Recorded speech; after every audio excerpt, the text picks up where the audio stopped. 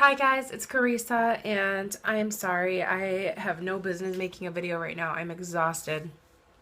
But I have been meaning to do this and I've been putting it off, and I don't want it to be super long, so I'm going to try and do it before Mike gets home from work, so we'll see how many more times I can say the word so. I feel like my tastes as far as general keto meals go have changed drastically since I first started, and I think that that can tend to be normal for a lot of people. I have videos on my recommendations on what you should do. I can link all of that below. What I have been really enjoying lately are salads. I've been eating a salad pretty much every day, at least one salad. And I find for me, because of my work schedule and because of how much I can tend to cram into one day, especially also on top of that, filming content for YouTube, editing it, and putting it up. I mean, that takes 3 or 4 hours almost every time I have a video that is at least 10 minutes long. So I have a lot of work and home maintenance, and I have a husband, so I buy pre-cut bag salad.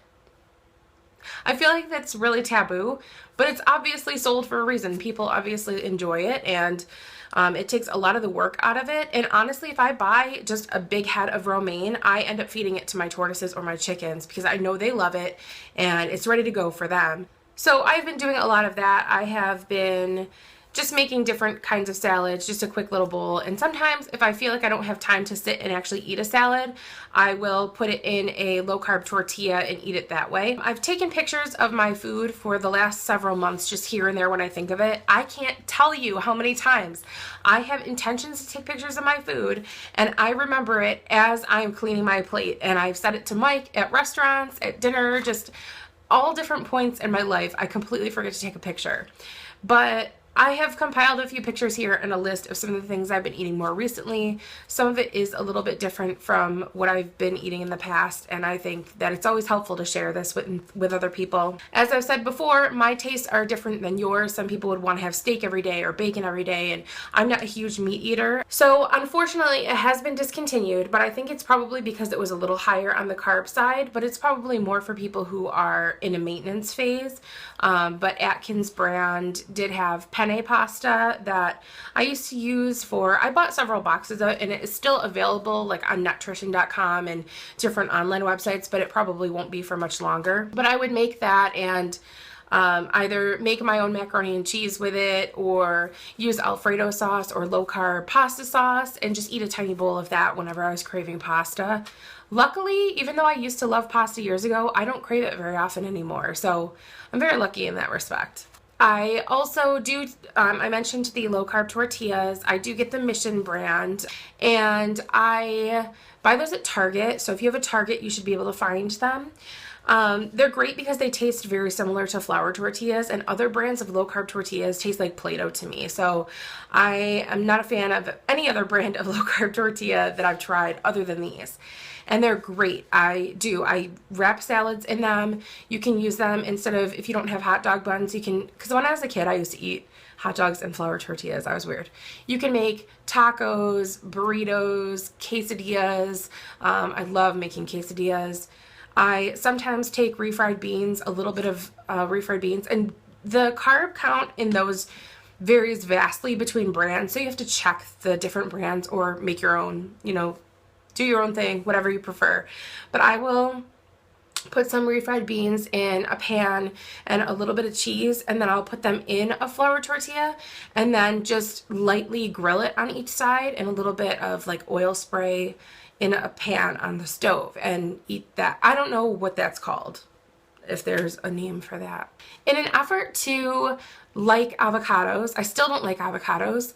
I'm just forcing myself to eat them because they're one of the most ideal foods you could put in your body, and really one of the only fruits that is worth eating when you're doing this way of eating. I have tried to mask them in many ways. I buy the Rick Bayless Frontera guacamole mix. I like the spicy one. That's probably my favorite way to eat guacamole. But the problem is I don't like to eat a ton of it like that at once, and I really only like it if I'm eating it with chips. So I do buy the Benitos chips. Benitos? I'm probably overthinking how you say that. Benitos? Benitos?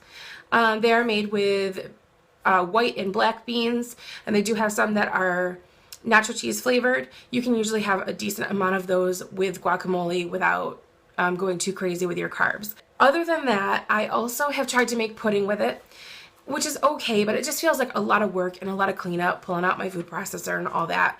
And I don't even ever want to finish the full serving. And once it's in the fridge, I don't like it when it gets cold. I'm weird. I'm so picky. I think it tastes more like avocado and less like chocolate pudding once it's been in the fridge. So there's that. I have made brownies with it, which is so-so. I think that I could probably perfect the recipe a little bit, but Mike doesn't really like them. If he did, it would be more worth making them, but I usually end up throwing out about half of what I've made when I make avocado brownies. And again, it tastes like chocolate. It doesn't taste like avocado, but I made a weird spread with the avocado. I mashed it up and I added cinnamon and stevia and a little bit of sugar-free maple syrup, and I spread it over peanut butter toast. It was weird. The reason is the toast was warm, but the avocado spread was cold, so it tasted like I was doing something wrong. Like I put yogurt on it or something on hot toast, and I don't know. I guess if you put cream cheese on a bagel, it's usually cold. That's totally different. I can't even compare the two. It didn't work out. But I tried it and it didn't taste bad and I finished it. But that I'm looking for an everyday way to get avocado in my body without just eating it plain. I have diced it up and put it in my salads, but I wish somebody could film me. I could just film myself, I guess. But whenever I make a salad and I put just half an avocado diced up on top of it, I gag the entire time I'm eating it. I'll put a forkful in my mouth of just, you know, the salad mixed up, lettuce and dressing and a little bit of avocado, and I just go.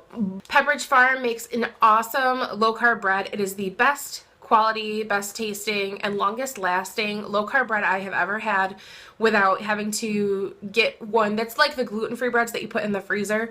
I don't really care for the way those smell when they're warm, so I have to wait for them to cool off when they if I have toasted them or something. It's something about the ingredients and what they're made out of, but the Pepperidge Farm bread, it's just like really soft wheat sandwich bread, but it is really low in carbs, and I do a lot of great stuff with that. I make peanut butter and jelly sandwiches, which I've talked about before.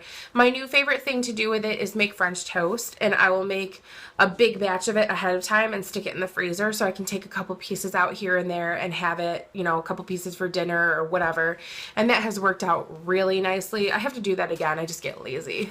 Did I mention that I eat a lot of hard-boiled eggs? That's probably my favorite way to eat eggs. I would eat an omelet every single day if I didn't hate the way it is when I make it.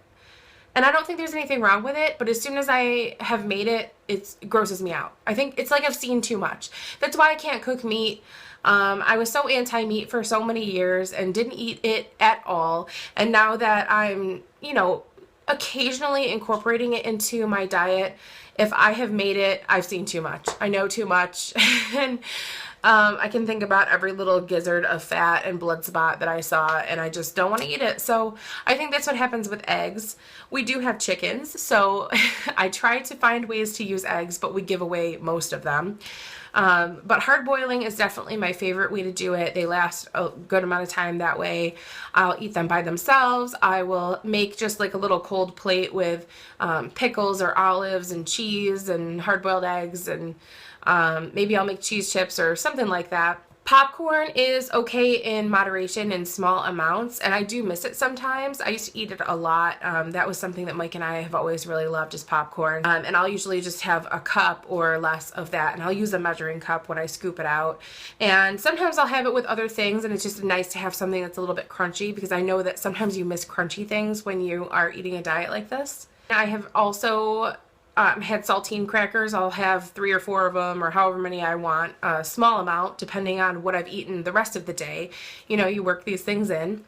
And I would get these spreadable Kerrygold butter and spread that over it. That's another comfort food thing for me. When I was a kid, my grandmother used to spread butter onto saltine crackers and feed them to us. My sister and I and our cousins, we all have this weird thing where we love butter on saltine crackers now. What else? Oh, I just recently made some peanut butter cookies. They are to die for.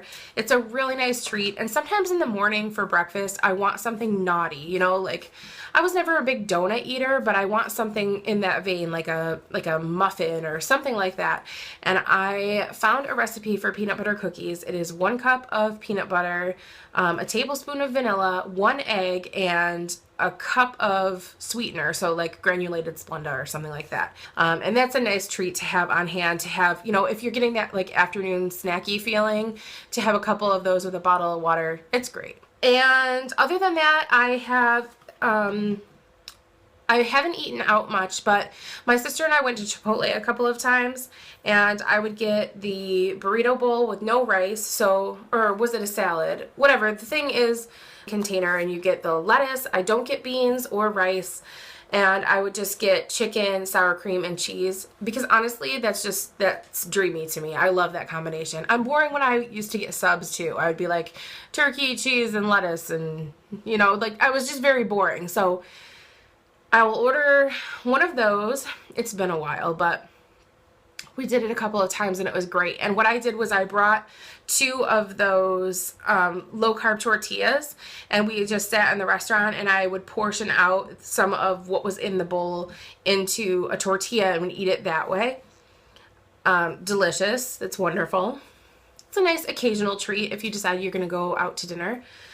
For a little bit more formal dining, sit-down style, I would love to find like a local steakhouse or just another steakhouse that I enjoy, but I just love Outback. I think it's wonderful. The quality is always good. The prices aren't too high. Sometimes I'll get the French onion soup with no bread. They do that if you ask.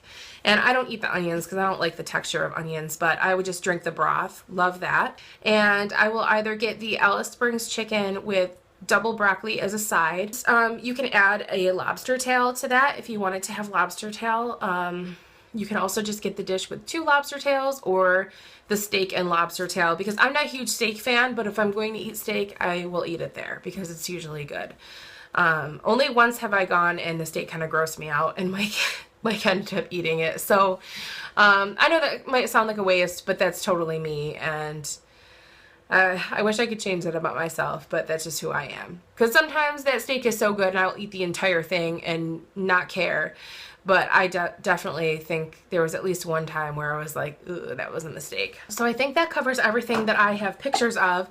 I also have really gotten into buying the nuts in the shell and using a nutcracker, because that's kind of nice because it gives you something to do with your hands. Like say you're watching TV and you want something to eat, but you don't want to just be eating too much.